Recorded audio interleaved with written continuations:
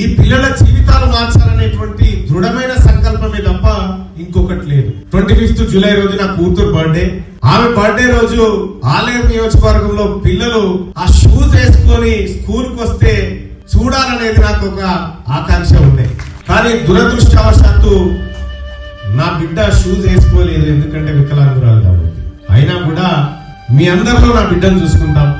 మీ అందరు కూడా సంతోషంగా ఉంటే నా కూతురు సంతోషంగా ఉంటదనుకుంటా. ఈ షూస్ డిస్ట్రిబ్యూషన్ కార్యక్రమం ఏదైతే ఉందో అల్లాటప్ప కాదు. నాకు 2 కూతుర్లు. నా చిన్న కూతురు యాక్టివ్ ఉంటది.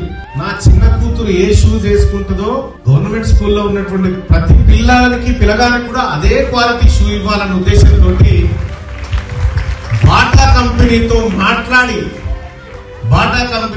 మాట్లాడి ఒక 4 ట్రక్కుల నిండా ఈ షూస్ తెప్పించడం జరిగింది.